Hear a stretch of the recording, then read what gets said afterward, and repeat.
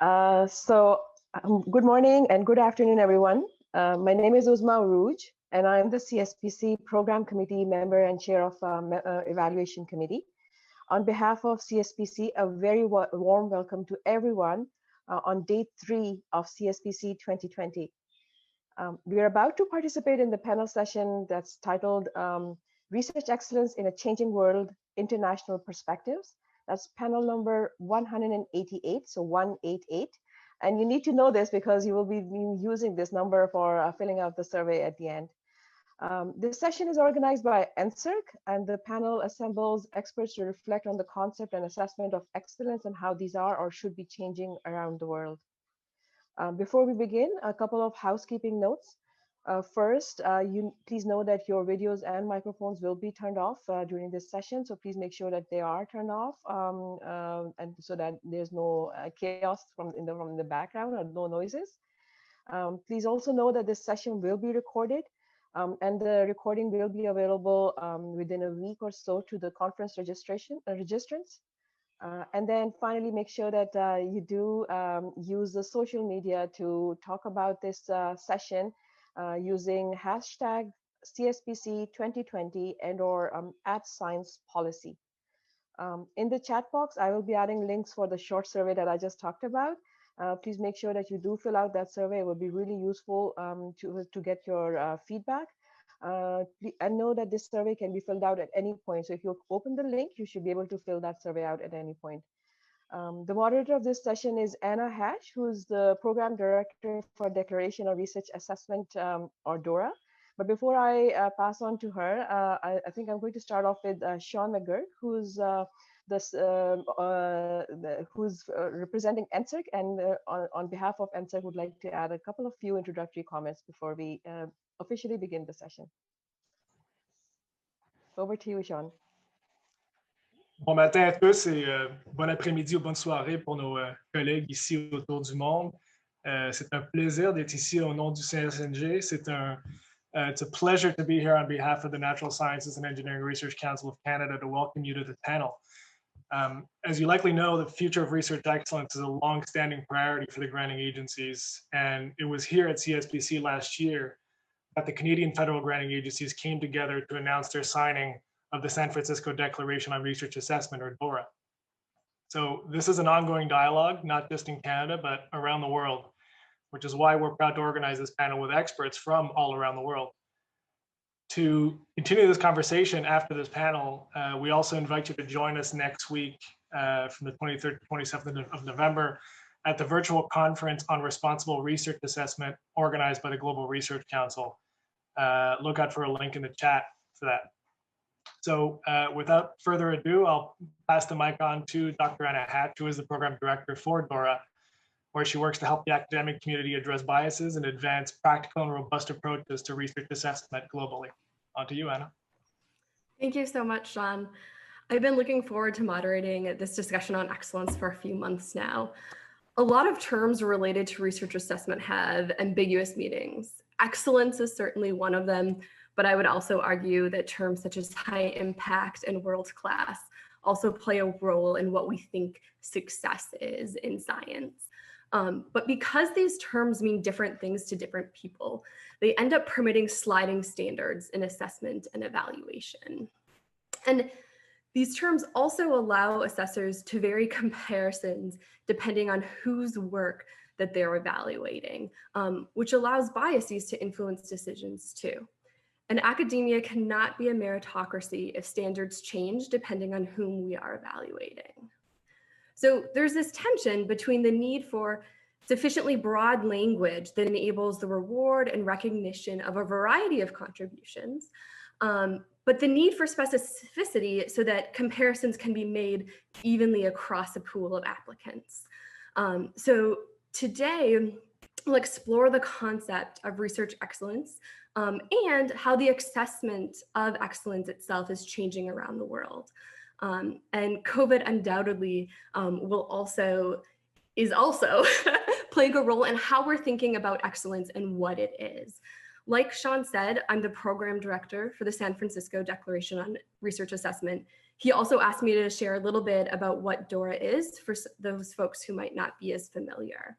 So DORA's vision is to advance practical and robust approaches to research evaluation globally and across all scholarly disciplines. And this really includes, rethinking what is excellence. And so part of our work to champion fair and responsible practices last year, DORA convened academic leaders, funders, publishers, librarians, and nonprofit representatives for a meeting we held with the Howard Hughes Medical Institute to examine institutional change processes for research assessment reform.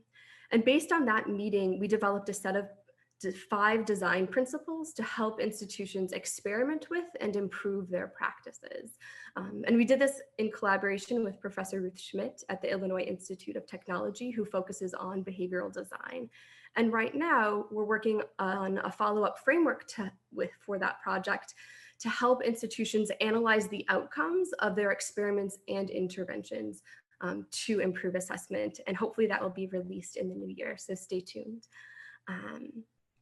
So research assessment reform demands a lot of work. It's happening by many different individuals, organizations, initiatives, and coalitions around the world who are working to think about how we can improve excellence, thinking about how we can improve assessment, and also how we can reconsider sort of what excellence is. And I'm really delighted to sit down with 4 of these individuals today to hear more about how the definition of assessment and excellence is changing around the world. So with that, I am very pleased to introduce our panelists. Dr. Stephen Pinfield is a professor of information services management at the University of Sheffield. He's also the associate director of the Research on Research Institute, RORI, which is an international consortium of research funders, academic institutions, and technologists working to champion the latest approaches to research on research. Dr. Leonie van Drooge is a senior researcher at the Dutch Rathenau Institute. She is a co-author of Excellence is Extraordinary, a report on the effects of 30 years of focus on research excellence in the Netherlands. Dr. Lin Zhang is professor of information management at Wuhan University and guest professor at the Center for R&D Monitoring at KU Leuven in Belgium. She is the principal investigator for several national projects funded by the National Science Foundation of China on the topics of quantitative science studies and research policies. Dr. Erika Kraemer-Mbula is a professor of economics at the College of Business and Economics at the University of Johannesburg in South Africa, where she heads the DST NRF Newton Fund Trilateral Chair in Transformative Innovation, the 4th Industrial Revolution and Sustainable Development. She recently published a book on transforming research excellence, New Ideas from the Global South. To start, I'm going to ask each panelist to provide a 5-minute presentation to sort of set the stage for our discussion. So, Leonie, as part of your work with the Rathenau Institute, you published this report. It analyzes more than 30 years of Dutch excellence policy and the effects that it's had on research and researchers. I'm very curious for you to share what you learned and what changes there might have been over the last 2 years since its publication. I will. Thank you. Thank you very much, Anna, Sean, and the organizers of the conference. One thing, I am not a doctor, I don't have a PhD, but the Dutch title DRS, doctorandus, is sometimes confusing because people think I hold multiple PhDs, whereas it means he or she who still has to become a doctor. But that's, I would like to start my presentation now. And on the work that I've done at the Rathenau Institute with my colleagues on 30 years of research excellence policies in the Netherlands. Now, what that means, excellence policies basically is funding dedicated to those researchers initially that were so outstanding and had such unusual ideas that it was difficult for them to get funding positions within the academic system because their excellence was not really recognized. So the idea was to have small funds that would enable these scientists to do their work. Over time, these funding has changed. It's grown, the amount of funding. and the importance of the funding has grown. So what we see after 30 years, that the excellence policies worked out as planned. With a limited budget, they had great impact. It concentrated research funding with some groups and some researchers only that managed to get all this funding. And it enabled them to really create autonomy and flexibility for them in their work. For one, because they could tell their deans and boards that they were right now, because excellence funding was appreciated so much. So it became more and more difficult for deans and boards to really steer those groups. But what happens as well, of course, is unintended consequences. And the interesting thing is that we couldn't find a word for those who are not excellent, which is one of the findings, I think, of our work. And those who were not excellent or not yet excellent felt a constant pressure to prove their value and to become excellent as well, which is rather strange if you think of the concept of excellence. It also led, of course, to a very ineffective and inefficient system of funding and allocation. So many researchers applying for those same funds with very limited rates of approval, less than 10% sometimes. But more importantly, when you look at universities, there was very little attention and appreciation for the first and third missions of universities, i.e. for teaching and impact. Now, if you look closer to the notion of excellence in the Netherlands, and I think that's what you see in other places as well, you see that there's two theoretical notions of excellence that both are used. One is excellence as a zero-sum game. Excellence is relative, and only the very best are excellent, and therefore most are not. And if you talk with people who are not involved in academia, that's what they usually would use as a definition for excellence. It's very few that are really outstanding, very unusual people. But there's also a definition or a notion of excellence as a threshold. One is excellent when performing above certain standards, and this is regardless of the performance of others. So in theory, everyone can be excellent. And what we see in the Netherlands is that both notions of excellence are used. So in universities, it's become practice, or there is a perception of that it's become a practice, that you should behave conform an excellent scientist, i.e. Gaining certain excellent funding grants, publish in excellent journals or articles that are highly cited. So we see that excellent has become the norm. It's almost a new very good. And what we see is that excellence seems to refer to research only and not so much to teaching and impact. And in the end, one could say that the notion of excellence is rather unexcellent and very poor. It relates to publications, citations, and prestigious grants. Now, when these excellence policies started 30 years ago, we had already had quite a change in the Dutch university system, and one could say that really not excellent and not so good scientists were all not present anymore in the system. So it was really looking at the top. But what we've seen now, and I think this is a development that's in other countries as well, including in the UK, that there is unease, that there is stress, that people don't feel happy in academia. And the Dutch research performing organizations and funding organizations have taken the initiative to really redefine recognition and rewards and to think of room for everyone's talent. And I've put a number of quotes on this slide, and I think I will not read them, but it stresses the situation that we had, and I think that we should address. The final one is unrealistic as well, unnecessary for each academic to excel in each of the key areas is important. The idea of a research group or a team has become far more dominant, and the idea that one can have more than one academic career path in teaching, in collaboration with societal partners, in management of universities, in research. So that's one action line, the redesigning of academic career paths, and the idea that it's not up to the individual researcher to be excellent or good in all these fields, but that it's far more a group of, a portfolio of people that should be held accountable for all the things that the university needs to do, or a group. And it also means, of course, that the quality assessment of research and research proposals needs to be changed.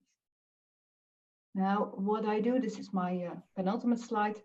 This is the a nice sketch of all the issues that are addressed in this Room for Everyone's Talent, the Recognition and Rewards Initiative. It talks about diversifying and vitalizing career paths, education, research, impact, and leadership, the balance between the individual and the collective, the stimulation for open science, a focus on quality, not quantity, which is interesting that we define quality so much in quantitative terms, and stimulation of academic leadership, which is needed in order to make this change happen. And I would like to leave it at that. The two references are to the report and to the recognition and reward paper. And thank you. Thank you so much, Leonie. Next is Lin Zhang. And Lin, there have been recent reforms in how research excellence is assessed in China. I'm hoping you can provide sort of an overview of recent changes and your analysis of the impacts they may have had on research performed in China and even abroad too.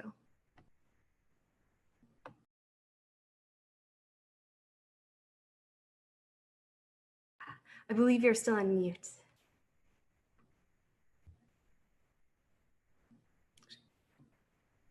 Lin, I think you're still on mute.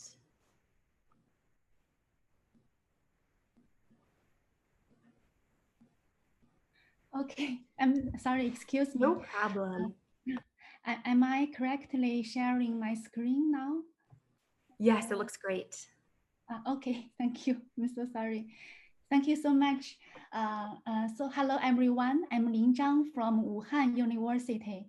I will have a brief talk from Chinese perspectives on evaluating research excellence in a changing world.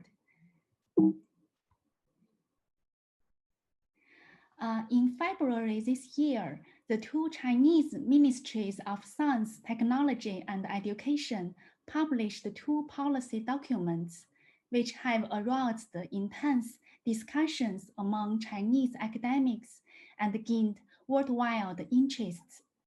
So, what are the major messages from the two new policy documents? I try to summarize into three major points. Firstly, a farewell to SCI worship. It means indicators based on Science Citation Index of Web of Science will not be applied directly in evaluation and funding at any level in China. Secondly, a focus from metrics to peer review. A new focus on research quality and societal relevance will replace the paper-only orientation. So high-quality representative work will be peer-reviewed at all levels of evaluation. Thirdly, a new priority to local relevance. High-quality publications in Chinese journals will be highly encouraged, and the development of good domestic journals will be supported. In particular, in no less than 1/3 of representative publications should be published in domestic journals. So these new policies indicate important changes in research evaluation and also a shift considering on research excellence in China. And what are the possible influences of the new policy? Firstly, we believe that there will be influences on Chinese researchers' publication behavior. If Chinese researchers will publish more good work in local journals rather than in international channels, there might be influences on the global competitiveness of Chinese science, and also will have impact on the definition of research excellence within China. So perhaps fewer but better, it remains a question, and maybe time will tell. And will this new policy have influences on China's international collaboration? During the past 20 years, China has developed broad and intense international collaborations globally. It plays a very important role in China's globalization process and the growth of international excellence of Chinese research. However, with a new focus on domestic publications and local relevance, the international collaboration might be weakened in the future. As to a crucial question of balancing global excellence and local relevance, I think these two dimensions should not be opposed to each other. It should be a question of balancing diversity and interaction. And also very importantly, there should be differences in individuals level and aggregation level. An expected balance on the aggregate level does not necessarily mean regulations for each individual researcher. By taking good care of all these differences I show on the screen, we will have a better diversity and a dynamic balance for the whole research system of a country like China. So finally, we go to a broader question about the relationship between research excellence and societal needs. Talking about societal needs, perhaps we should consider what kind of societal needs we are addressing and responding, and how could we make a good balance between local and global societal needs. In particular, pandemic is a global crisis which needs a joint force across all countries. But maybe industry commercial interests and political interests might result in tension between competition and collaboration. So how these tensions will influence research excellence and societal priorities require further discussions. Thank you so much. I finished my talk. Okay. Thank you, Anna. Thank you. Next, excuse me, Erika, in collaboration with the International Development Research Centre of Canada, you've recently published a book that's about transforming research excellence that includes lessons from the Global South. Can you provide an overview of these insights for us? Thank you.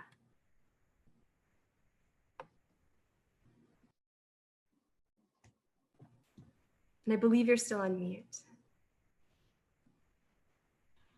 I hope I succeeded in sharing my screen. Perfect. Right.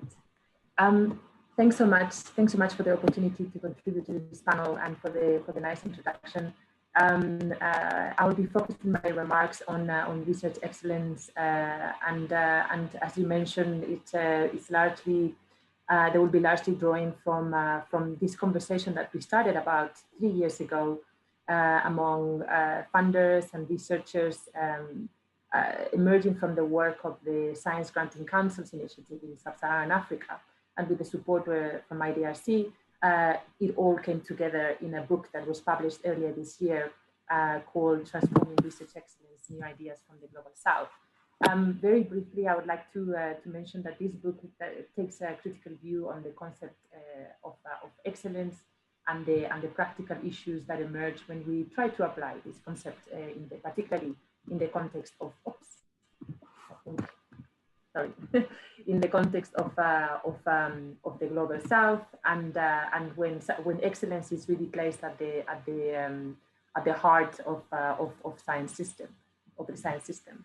As we mentioned in our back cover, what we do is we try to confront what we call sticky problems. Sorry, my slides have taken a life of their sticky problems and uncomfortable truths, and the chapters try to provide sort of valuable insights and recommendations that try to point to both conceptual and sort of pragmatic solutions for the global south and the global north. I encourage everybody to have a look and download a free copy from the web. We had an editorial team that was composed by myself and my colleague Robert Tyson, Matthew Wallace, and Rob McLean. The two last editors are located in IDRC. And we have contributions from about 20 scholars and experts and practitioners in the global south, including funding agencies and think tanks. I won't be able to describe all the rich discussions that are included in the book, but I will just touch upon a couple of things. And as has been mentioned by the previous speaker, there is a sort of global aspiration for researchers to become excellent, and it's a sort of a well-established concept in many fields, and is related usually to reputation and standing, but very importantly is a key parameter that is used in terms of the allocation of funding. And given that the term has acquired such weight, particularly when it comes to funding allocations, and the way in which researchers are evaluated and assessed, one would expect to have a clear definition that can be applied objectively to make these decisions, but unfortunately this is not the case. And actually we find that excellence is an essentially contested concept, as it was mentioned, described by Gali a while back, and basically it involves endless disputes about the proper use and on the part of the users particularly. We generally, particularly the scientific community, tend to agree that we would like to differentiate the best from the rest, and we like to appeal to superior standards. But then there's a contestation in various issues that have to do with some that may consider excellence to be about the process, about scientific research being rigorous, methodologically robust, and so on, while others may consider it to be about the outcome. So we would like it to have broader sort of social and economic impacts, for instance. Then this contestation as well about the values of that are embedded in the concept of excellence, and whether those values refer to the scientific community or the broader society values, whose values are embedded in the definition.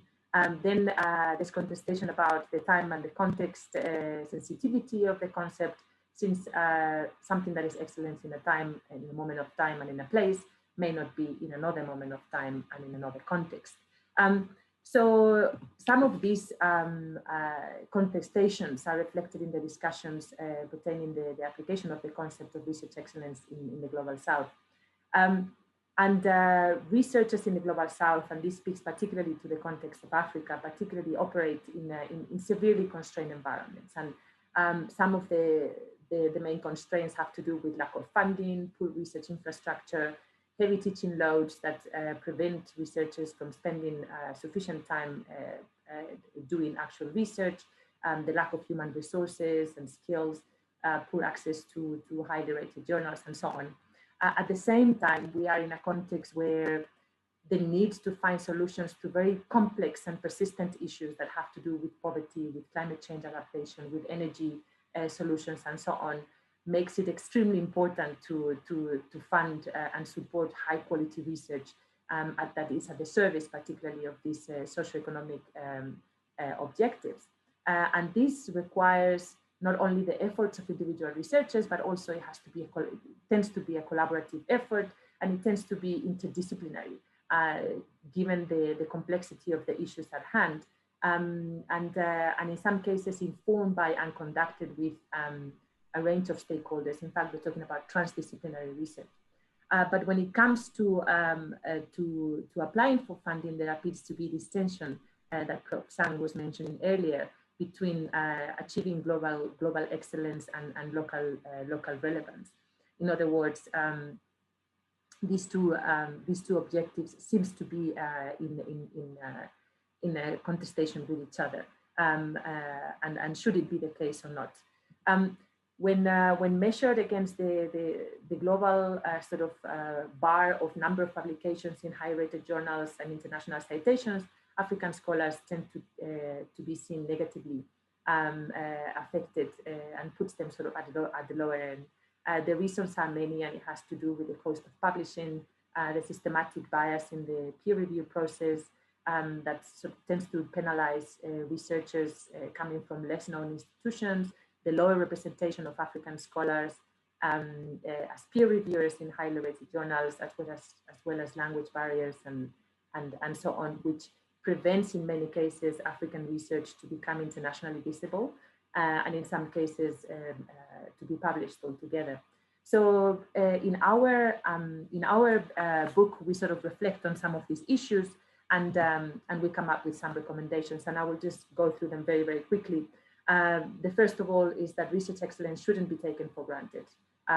It should be made transparent, precise, and tailored to context, talking about the definition, or it should be avoided altogether. The second one is that as important as it is to make sure that excellent research has sufficient funding to contribute, to make important contributions to science, it's equally important, if not more important, to strengthen research ecosystems, to avoid creating islands of excellence that are disconnected from each other and often with their context. The third recommendation or observation is that excellence is pluralistic, and it should be used to recognize different forms of scholarship, and that has to do with being produced with different methodologies, different languages, and in different formats.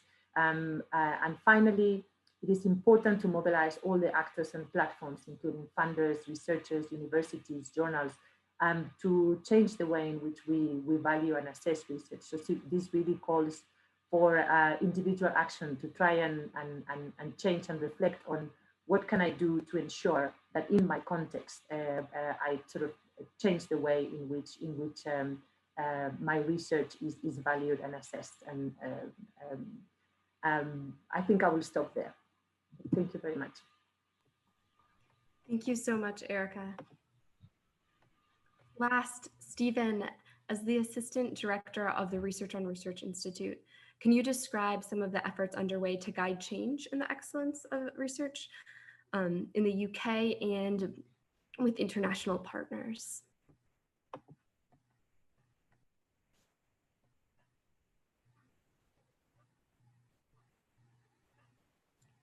And I think you still need to unmute yourself.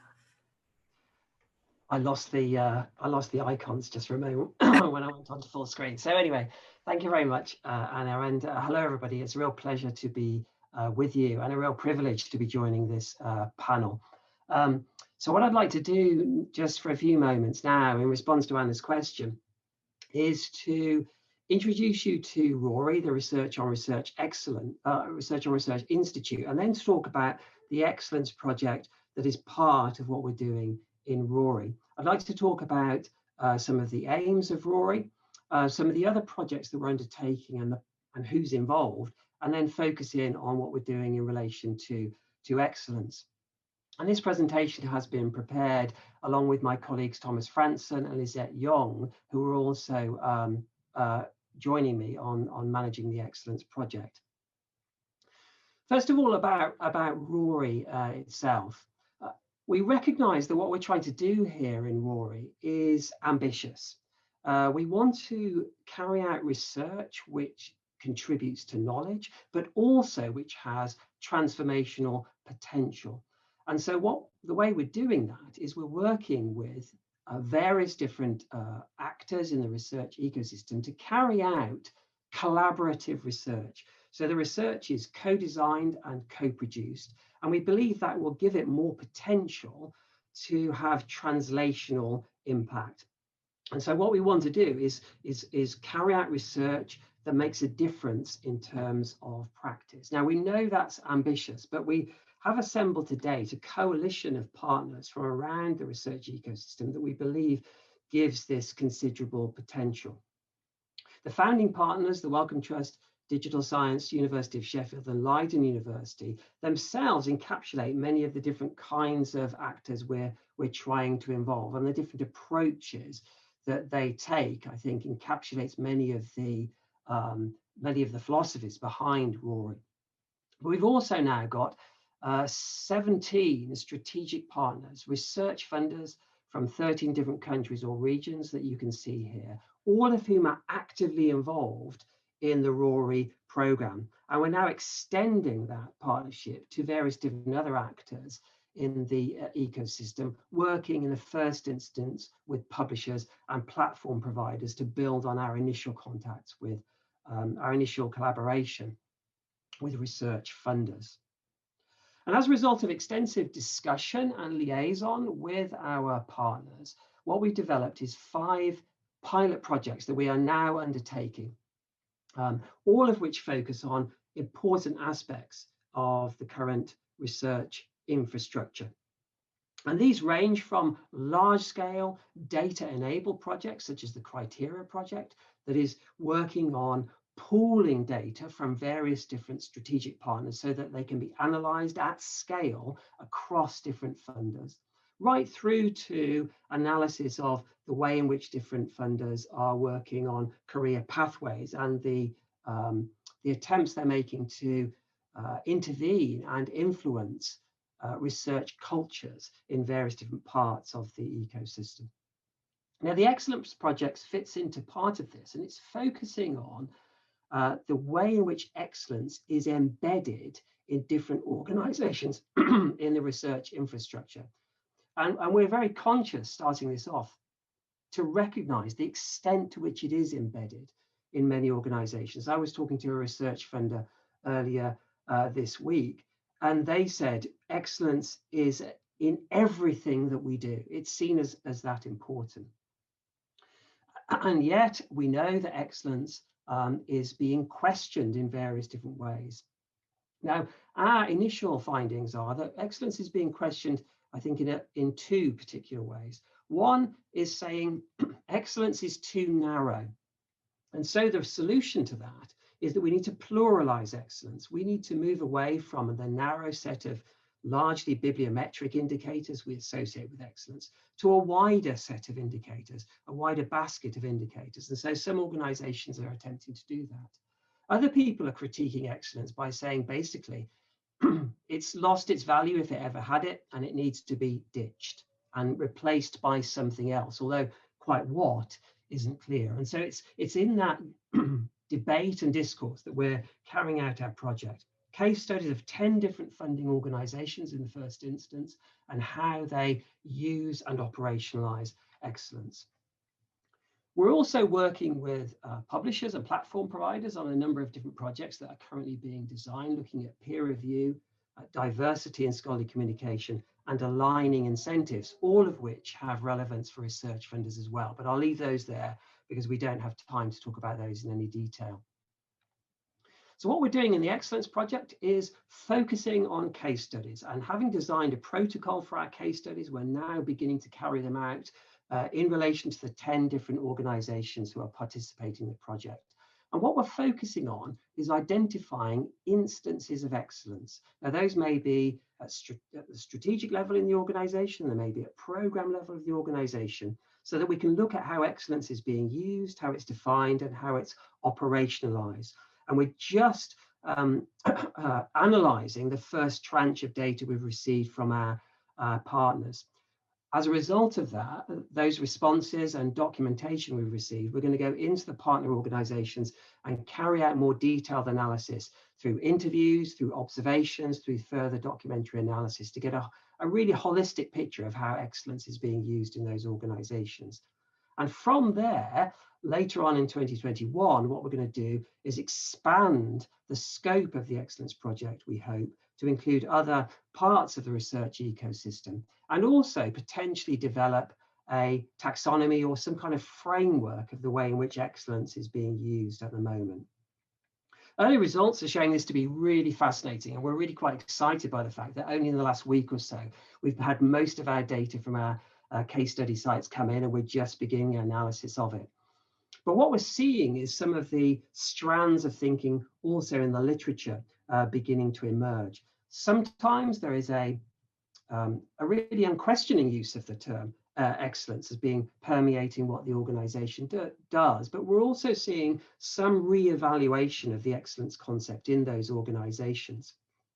However, we are seeing excellence as being fundamental often to governance and decision making in those organizations, despite the fact there is a growing consciousness of concerns that are being raised in relation to excellence. And some of the concerns we're seeing is relating to the issues that have all been raised around research cultures, around the danger of the Matthew effect, the one who has shall be given, and the cumulative impact that has on researchers, on the challenge of balancing international excellence versus local relevance, on the danger that the idea of excellence is stifling creativity and boldness in research. All of these things are beginning to be reflected in our findings, and we're analysing them at the moment.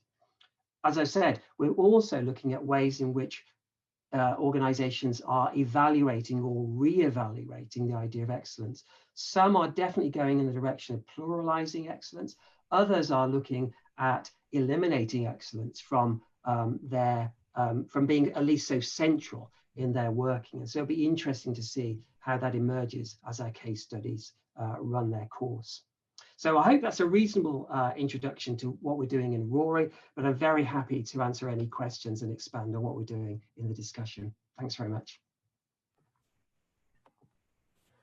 Thank you, Stephen, and thank you to all of our presenters. Those were fantastic talks, and I'm excited to dive into them. So now I'd like to invite all of the participants to go ahead and start asking questions using the Q&A feature. And while you do that, I think I will kick off the discussion with a question of my own. And so one thing that I've noticed from the presentations, and it might have even come up in every presentation, is that there's this tension between global excellence and local relevance. And it really gets me to thinking about, should there even be a universal definition of excellence, or should each organization come up with their own? And so with that, Erika, do you want to start off, and then if the other panelists want to weigh in? Yes, thanks so much. Thanks so much for that question. It's a very relevant question, and it's something that we are trying to grapple with in the context of this book, and also in the context of South Africa, which is where I'm based. There was a very strong feeling in the discussions that we had that informed our book, that excellence is very much context specific. The moment that we take the context out, we start experiencing problems with the application of the context of the concept itself. And not only that, but also it should be contemporary. In other words, it should reflect the conditions and the circumstances at a particular time. So, in other words, it should be a living concept, informed by a variety of stakeholders, not only the scientific community, but a variety of stakeholders that including beneficiaries in connection to that. And in our book, we have some very interesting examples of how that contextual definition of excellence can be developed and applied in the context of Uruguay. For instance, the university is experimenting with new ways of involving beneficiaries and other stakeholders in assessing whether a project before it gets funded is potentially excellent in terms of the broader social and economic impacts, and that gives us a very good hint about the importance of the context and the participation, broader participation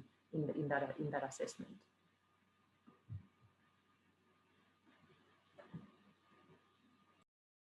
Yeah, can I add to that? I was muted at that time. Yes, Sorry. Please do.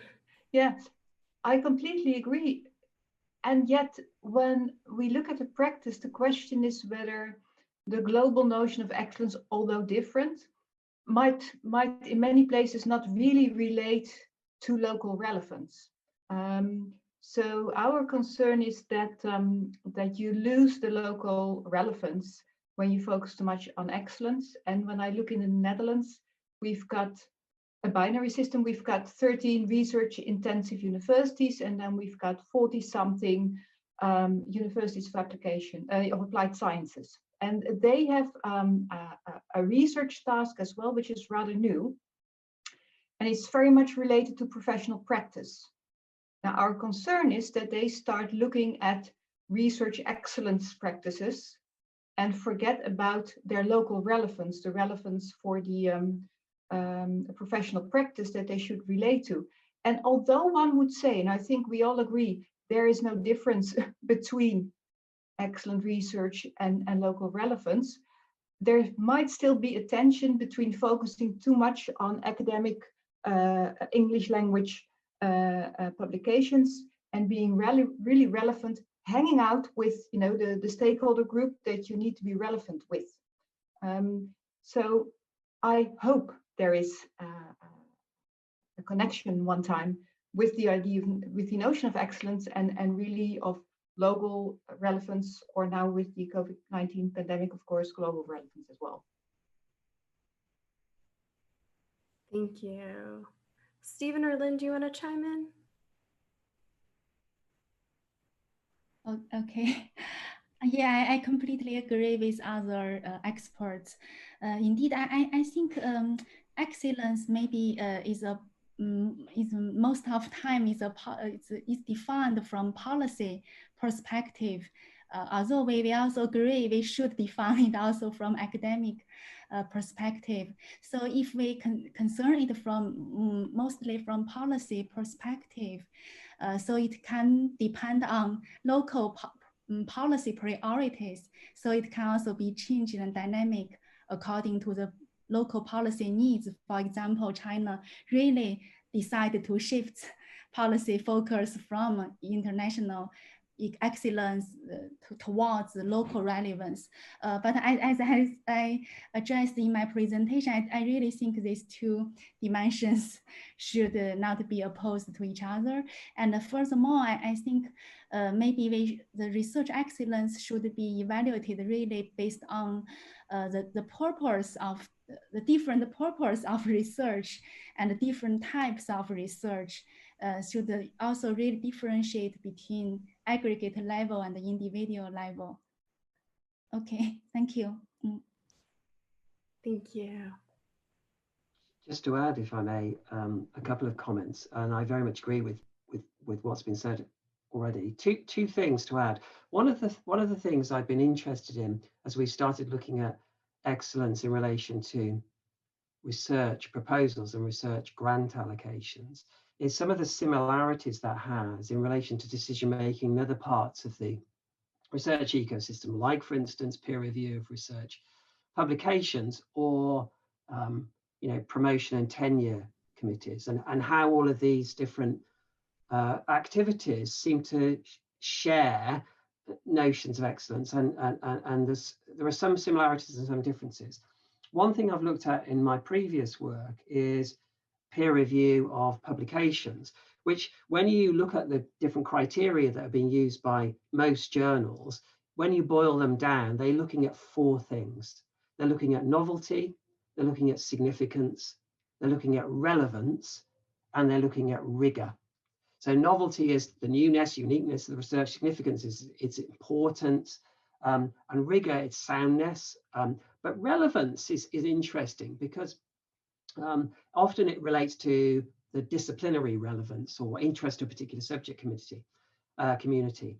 Here, what we're thinking about is those, it seems to me, very similarly, those four factors: novelty, significance, relevance, and rigor. And we can see that the importance of relevance seems to have grown in recent years in the discussions about excellence. And I think that's quite an interesting thing that I want to kind of look at in more detail. That's the first thing to say. Second thing is more briefly, and it's kind of, I agree with everything that's been said up until now, but let me kind of counterbalance that And that is that science is a global endeavor, and it moves forward through collaboration across countries' borders, and it has always done so, and has been most successful when it's involved collaboration. And in the scientific community at the moment, I'm slightly wary that what we're beginning to see is something like scientific nationalism, where governments are directing scientists to work for the particular country and to de-emphasize their participation in the global science community. Now, it may be that a rebalancing is needed, but I would be wary of that being overcorrected so that we get something like a scientific nationalism beginning to develop, because I think that wouldn't be good for science as a whole. So I would just like to add that as a counterbalance to the importance of relevance, because I think what we need to achieve is a balance and not go too far skewed in the other direction. Absolutely. Thank you, Stephen, and thank you to all of the panelists. We have quite a few questions jumping into the chat now, so I'm going to go ahead and start asking those. And this one came in from Heather for Leonie, who's interested in hearing more about how to encourage and support researchers that don't meet the existing definition of excellent, who may yet have valuable research contributions to make. So when a granting organization has limited funds, how can they make the pitch to support research that isn't, considered to be excellent? Or is this something they should even do? Yeah, that's a very nice question. So what I talked about is the importance that's being attached to certain research grants. It's the European ERC, European and the Dutch innovation grants. There's also other grants to get, far more thematic. And we talked with scientists, and some of them said, I know that I will not be funded in the Netherlands because my niche is not recognized by my Dutch peers. But I found my community in Europe, in the European framework program. And there's many different ways of obtaining grants. There's researchers who don't need grants and are still feeling pressed to apply for these grants, which is rather strange. But most interesting what we found, and by the way, we did collaborate with CWTS in Leiden, including Thomas Fransen, who works with Stephen Pinfield as well, is that there's a difference between the perception. So there's a very dominant perception that you need to have excellent grants in order to get tenure at Dutch universities, period. And people behave like it. Then if you analyze the number of tenured positions and the number of these excellent grants that are being commissioned each year, then there is a majority of researchers who get tenure without having such a grant. The issue is that the perception is so dominant that people start behaving like it and feel the need to apply for it. So it might not be really an answer to the question. Researchers still find their way, and recently there is this change, this shift in the Netherlands going on, where we try to find out how we can appreciate all sorts of research, not just the standard excellent research. Thank you, Leonie. So the next question that I'm going to ask is actually one that I had written down this morning. It came to me as I was pouring a cup of coffee. So I'm really excited that other people are having the same thoughts. And that is that, it is really challenging to distinguish between different shades of excellence, especially when you have quite a few qualified applicants who are competing for limited funds. So some funders, including the Swiss National Science Foundation, the Health Research Council of New Zealand, are experimenting with the idea of modified lotteries to disperse grant funds and fellowships, where proposals need to meet sort of certain standards before they move into the lottery phase. So is this a reasonable solution, and what are your thoughts? And this question came in specifically for Stephen. Well, that is one of the projects we were looking at in RORI. Our randomization project is looking at exactly that issue, and we are working with a number of research funders who are currently carrying out experiments in that area. And so we're developing with them an approach to evaluation of those experiments to see how they're working and what sort of effects they have. You're right, Anna, for the most part, they seem to be, once you've done your initial stage of evaluation of your research proposals, you then take the top, say 10 or 20%, and then you apply a lottery allocation to them. So it's not an entire lottery, it's still evaluated. And the reason that organizations are saying they're doing this, I think, is quite interesting. And that is that once you've done an initial assessment that proposals are above a particular threshold, if you're then trying to make those really fine-grained decisions, that's where bias quite often comes in, because very often you'll say, oh, we'll go with this person because they have a really successful lab already, which is the Matthew effect, to the one who has shall be given. Or it might be even like personal biases coming in, or those kinds of things happen when it's a sort of a tiebreaker decision. So it'll be interesting to see whether it results in a more diverse allocation. I think it's a really interesting approach. I'm reserving judgment about how successful it is until we get some real data to be able to back that up. But I'd be very interested to hear from people who are using that sort of approach. Thank you. Are there any other panelists that would like to comment on this? If they see lotteries as being a possible solution?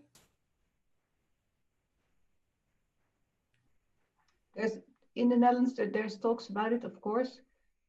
One issue is, or should you make the external funding less important? And the things that you cannot organize a lottery with government money. That's one issue, which is interesting because it is a lottery now, isn't it? And if you make it a lottery, then at least you officially acknowledge that it is a lottery, but you cannot do it. Our research funder is finding another way around and says, so no age indexes, and we just we look at it in a different way, and they try to be part of the solution, and try to steer away from this focus on these very narrowly defined, simple, oversimplistic measures. Thank you. Now, our next question that has come in is for Erika. Oh, and well, actually, I'll give you a chance to answer this question, and then I'll give the next question to you. Right. Thank you. No, I just wanted to make a short comment in relation to the discussion that was ongoing, and reflecting in the context of of Africa in particular. I think the efforts in our context need to be quite deliberate in terms of tackling the particular context that we have, and also how do you say, sort of correcting distortions that may exist in the particular case of South Africa, where demographics matter. We have, on the one hand, we have one of the youngest in the continent, one of the youngest populations in the world, and we have a huge pool of young people where nurturing talent becomes imperative. So we need to find ways of ensuring that you don't only reward established researchers that are well connected and publishing in high impact journals, but you also identify young people and emerging scholars with potential to ensure that you address those that you strengthen the research system. As I said, you're looking at research as a system rather than as a combination, a constellation of individuals. And on the other hand, in the particular case of South Africa, you also have to look at other issues such as ethnicity and gender to ensure that you correct imbalances that have been artificially generated due to the history of the country. So I think introducing random ways of supporting research wouldn't necessarily assist with the circumstances at hand in our context. And I think that applies to many countries in the global south as well. Yeah, thank you so much for that point. Stephen, yeah, I'll give you a quick chance to respond. So I just wanted to pick up on, I was extremely interested in what Erika said, actually, and I'd be interested to pursue that further in relation to our randomization project. And so I might contact you, Erika, to talk about it further. I wanted to pick up, though, on something that Leonie said earlier on, which relates to this issue of, if you like, the gap between, as it were, the official rules of the game on the one hand, and the academic community's culture on the other, and how the rules of the game are internalized within cultural communities. And sometimes there is a gap between them. Now, just to sort of ground that, I often talk to people who run the Research Excellence Framework in the UK, and they have rules that say, for instance, panel members are not allowed to take into account the venue of publication of an output. So they're not allowed to take into account the journal in which it's published. They have to judge the quality of the output itself, regardless of the venue. And yet we know that panel members are continually saying, I must publish in high impact factor journals, and however much the agency running the ref says, no, please don't take into account impact factors. We know that the people carrying out the peer review do, and are urging each other and their own PhD students and everybody else to do so. So I think one of the real challenges here is not altering the rules of the game. It's actually getting the communities to change their practices in relation to their notions of excellence that are going on all the time. And I know that DORA is partly, about doing that, but it is a really big challenge. And very often the debate focuses on how we change the rules of the game. And that's only just the beginning of changing the whole cultural setup that we're talking about. And it's interesting because it also means that the academic community, it's easy to blame the funder or the boards of the universities. But you said no, and that's what we noticed as well. They're all in together and it's all entangled. And you can wait until the other one starts, but it's action is needed on every front and by every group. Yeah, I mean, speaking for DORA's perspective, we really see research assessment reform as a systems problem where all of the stakeholders need to work together to find solutions and develop relationships to get to that meaningful change that we like to see. Of course, I wish there was a silver bullet so much, but there's clearly not. And so it's really sort of like tweaking like the different parts and finding ways to work together. And that's a lot of the coalition building that I think is sort of happening through multiple different efforts and initiatives right now. So one question that I'd like to go back to that I thought was really interesting from the chat is for Erika. And it's someone who really liked your point about avoiding islands of excellence and instead focus on strengthening the research ecosystems, which is sort of just what we were talking about. And so are there examples of how this has been successfully implemented, such as sort of changing structures of academic promotion and recognition, or a funding agency changing its mandate? There are. I mean, I'm speaking for the case of South Africa. There are efforts in that direction, and I think for instance, the National Research Foundation very much has a systems perspective, and is very much aware of the need for transformation of that research system as a whole. So transforming the research system is very much at the heart of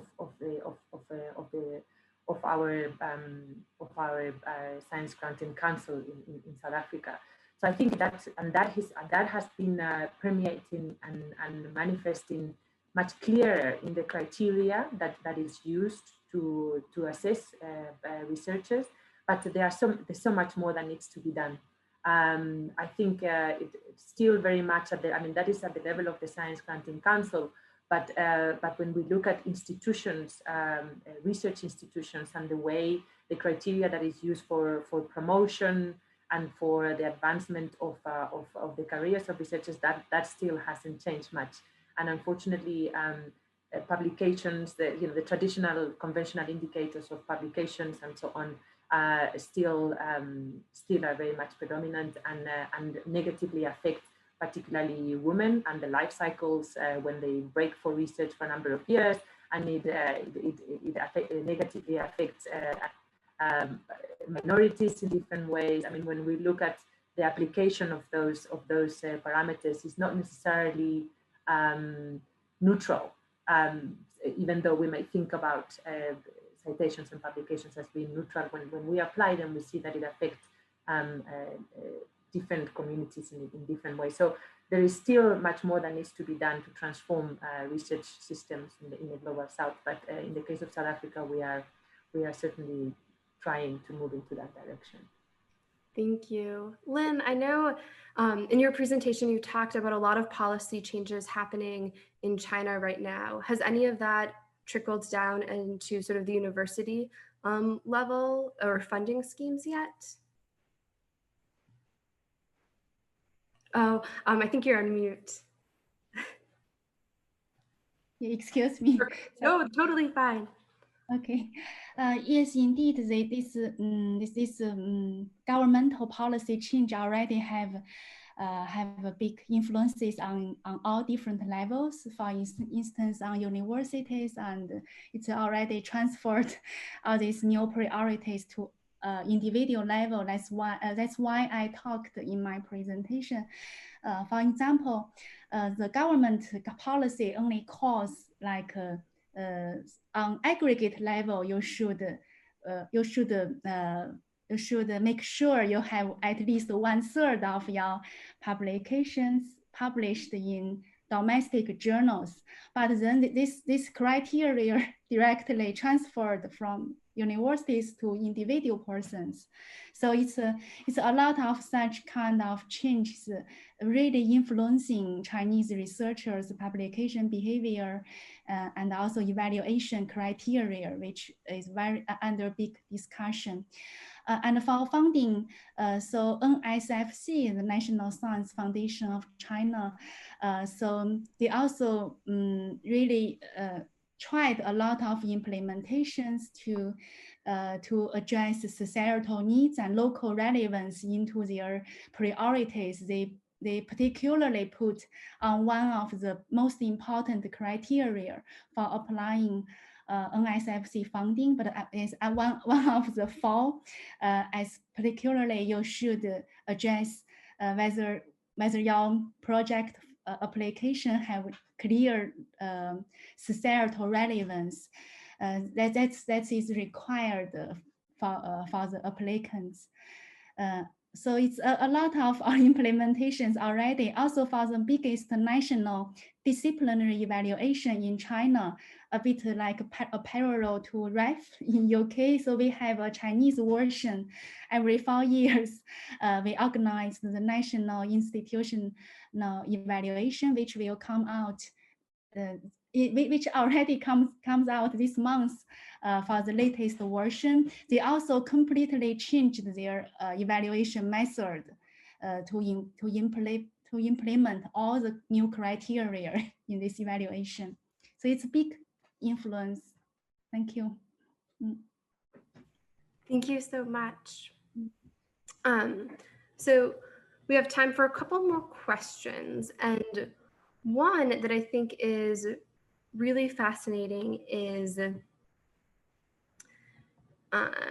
okay, yeah, so it's going back to this idea of sort of systems change and like starting with the funders and moving into academic institutions. So the person asking the question is interested in the extent to which you think broader definitions of research excellence can be successfully implemented by funding agencies through their peer review process before they become broadly accepted by the academic community. So how much culture change through this system is required to effectively incorporate new approaches to excellence, and where are the key opportunities to encourage this? And I think this question is kind of getting at the idea of, is change sort of like top down through the funders, or is it sort of built bottom up through grassroots efforts? Leonie, do you want to take first? Yeah, it's interesting. So I think what we see in the Netherlands is some type of top-down, bottom-up approach in order to have everyone on board. And I must say, I think that you know, although we all know that it's about excellence, whether in research or in teaching or whatever, I think we do not use the word excellence so much anymore in our attempt to try to redefine what we need to appreciate in the whole new system. So that's an interesting thing. So it might be that we try to get rid of that word excellence in order to have the discussion on quality, maybe diversity, and I think Lynn showed it on one of the slides as well. Diversity and balance, and I think that's an issue for China for a long time, but that's something that we talk about as well. Still, you do not solve the problem of, so what is quality then? And when you open it up and when you start to focus on a far richer and more diverse portfolio of people and potential academic career paths, then it becomes even more difficult to define what you expect of certain people, of departments, of projects, because it's far less narrowly defined.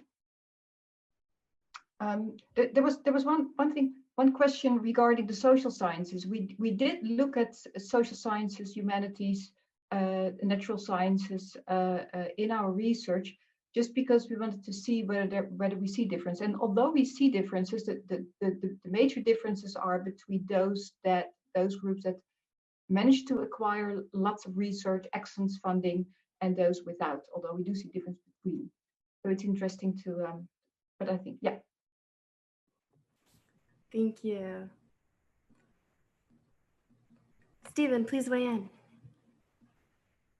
So, yeah, I think the only way you can do this is through both top down and bottom up, difficult though that is to achieve, at least in a way that converges successfully. But just one approach to this that I think is being taken, that's already been mentioned, is, if you like, widening notions of excellence, something we refer to in Rory as pluralizing. And one of the approaches to that, which I think is quite interesting, that seems to be happening in a number of funding agencies, if you like, is what Erika referred to as the focus on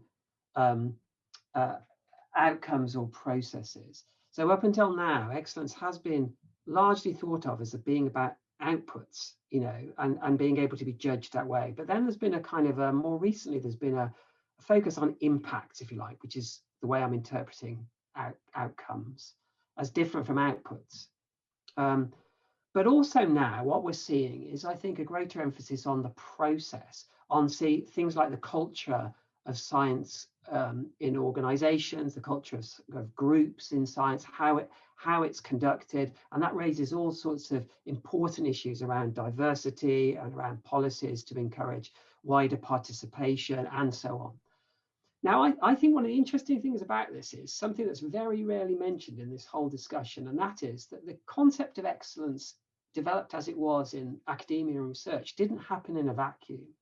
In the 1980s, particularly in the 1990s, what we saw is a whole plethora of excellence-related frameworks in all sorts of industries and businesses associated with the total quality management movement. For instance, the UK has a Customer Services Excellence Award. The European Total Quality Management Forum has an excellence framework. So excellence is seen as a kind of conforming to predetermined standards thing in all sorts of different industries and sectors. And so it isn't something just in academia at all. And what excellence often means in those contexts is looking at different things. It's looking at inputs, it's looking at throughputs, it's looking at outputs, and it's looking at outcomes. Okay, inputs is what do you put into it. Throughput is the processes and that you undergo. Outputs is what you produce, and outcomes is what impact they have. And very often, what we can see then is in research and HE, actually some more attention on all of those four: inputs, throughputs, outputs, and outcomes, which will pluralize excellence. Now, whether that will be successful or not, I think is an interesting question, but we are seeing that expansion beginning to happen in order to try and eliminate some of the narrowness and unfairness that results from that associated with excellence.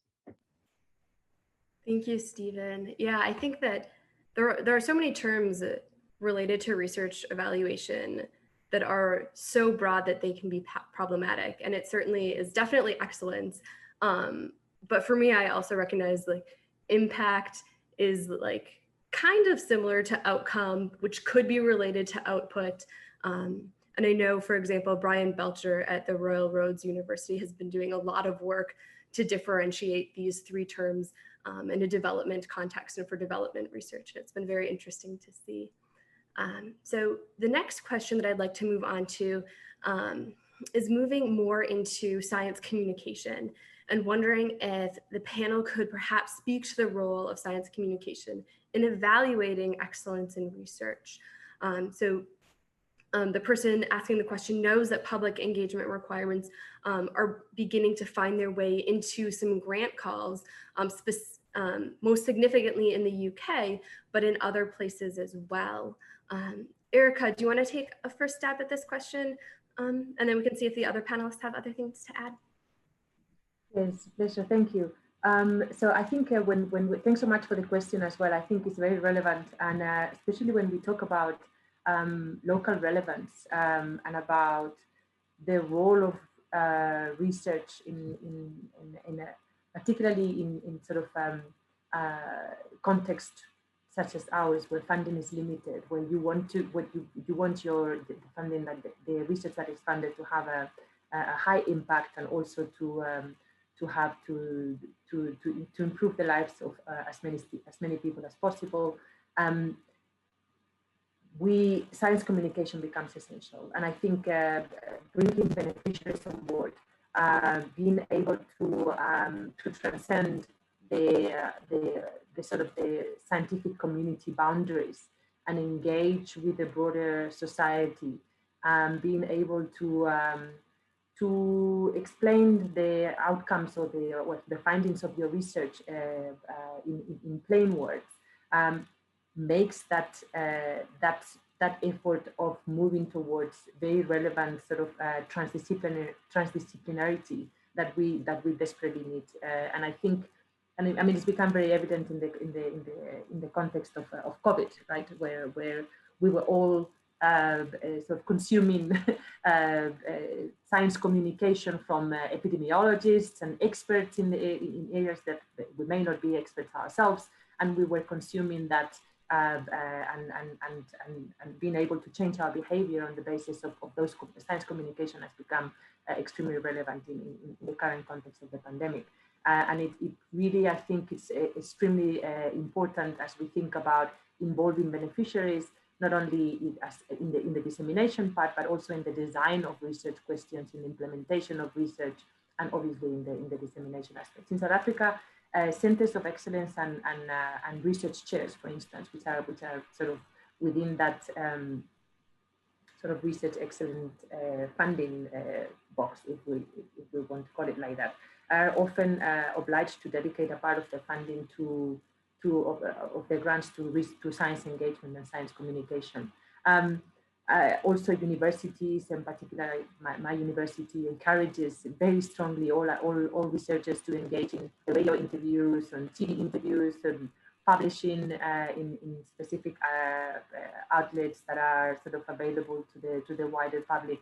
But again, much more needs to be done, and I think the current context in which we are has really made evidence that we need to devote much more effort to science communication. Thank you so much. Leonie, do you want to jump in? Yeah, can I add? So in the Netherlands, in our research excellence grants, knowledge utilization is part of it.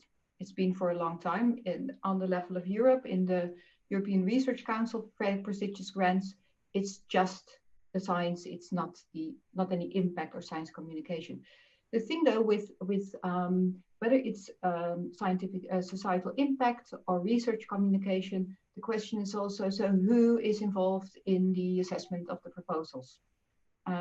Is it just the scientists, and are they really able to get it? And is there any follow-up? Is it really a part of the project that's being proposed, or is it just this extra paragraph 38C that needs to be filled in? So that's a call to take it really seriously if you do, because it is something that takes some effort and some training. Absolutely, thank you. So the last question that I want to have the group consider before I start wrapping up is coming back to the idea of the disciplinary differences that excellence has. One of the questions, the person says that their suspicion is that the social sciences may have, to a certain extent, sort of internalized the value of local relevance. And social science research is already evaluated that includes criteria related to appropriate relationships with people and communities that are necessarily involved in the research. And they're wondering if they could comment on, or if panelists could comment on that.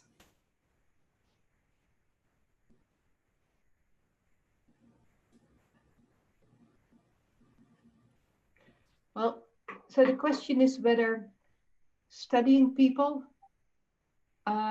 really takes them into account as well. Yeah, I think they're trying to get to sort of like, are there differences between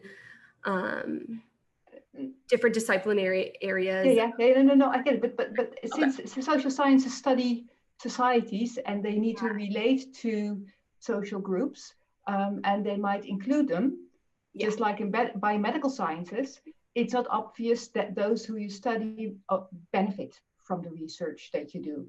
It's also not obvious that the choice of the research subject is the most relevant to the population that you study. So I wouldn't necessarily say, oh yes, because social sciences relate to real societies, to real groups of people. It's already far more engaged. What I see now in the last month, that the pandemic, there's so many people who really try to contribute to solving the pandemic, but it's also a very nice case to study. And sometimes I ask, and then who does benefit from it other than you with your article? And I might be cynic, but it's also, a result from the harsh academic system that we've created with each other. Yeah.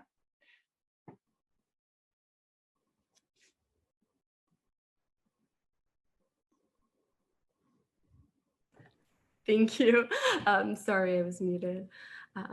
So with that, I want to move on to, very briefly, I know we're tight on time, so I'm going to do one wrap-up question and then ask everyone to respond in 15 to 20 seconds. So it'll be like a rapid-fire response for the end. But so I want to ask all of the panelists to share one idea for action to improve how excellence is evaluated. Stephen, why don't we start with you to put you in the hot seat? Okay, so 20 seconds starting now. I would say, because this is partly what we're trying to do, is just to surface the different ways in which excellence is thought about and considered, and be able to look at that evidence, and then from that evidence base be able to draw on the different strands of evidence to find a way forward as a result of further discussion and exploration. So let's surface the evidence and find out what we're talking about in a really clear way. Thank you. Lynn, what would you do to improve how excellence is evaluated? Okay. Thank you.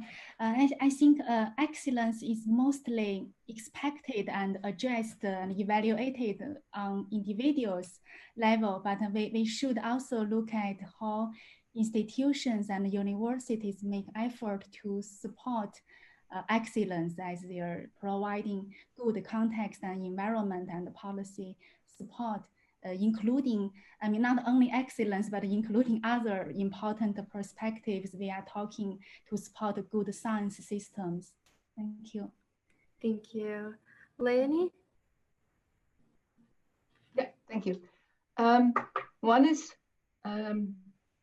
why would you evaluate quality using quantitative indicators only? And the other is, what's wrong with good? Wonderful. Thank you so much. Erika? Thanks. I think funding agencies and science granting councils in general, they are very important agents in shaping behavior in the system. And earlier we refer them as a top-down sort of approach. But I think perhaps we need to think about it differently. I think the process of changing the way in which research excellence is defined and applied can be a bottom-up approach within science granting councils. You know, in other words, creating platforms for a broad discussion with researchers, with journals, with all the stakeholders in the research system, where with funding organizations, and really try and define, how do we tackle this? How do we create a definition and we apply it in a way that fits the broader, the bigger purpose? So, you know, in other words, blending the top down and the bottom up. Wonderful. Thank you so much. A big thank you to all of our panelists. It was such wonderful to hear all of your expertise and ideas. It's very motivating to think about the future of research assessment in talking with this group. Thank you especially to Sean and NSERC for organizing today's panel, and thank you to everyone joining us for the discussion today. With that, I am very happy to pass it back over to Uzma, who will follow up from the CSPC. Thank you. Well, thank you everyone on behalf of CSPC for this amazing and extremely fascinating session. Definitely claps to all of you for all of your efforts for putting this together, but also for a fascinating discussion from the audience. We had a great participation from everyone. So thank you to everyone for participating. We have shared links to the survey. Please take a moment to fill the survey out. This panel is panel number 188. So that would be the first question you would be asked, and it will not take more than 2 minutes of your time, but it will really make a difference for us at CSPC to make sure that we continue to provide good sessions that are of use to the science policy community. With that, I'll take this room will close in about another 30 seconds or so. So please at least click on the link of the survey and keep it open so that you can continue to fill the survey even when the room is closed down. But on behalf of CSPC, once again, a huge thank you to NSERC, to Sean, as well as Anna for moderating, and all the rest of the panelists for joining this session.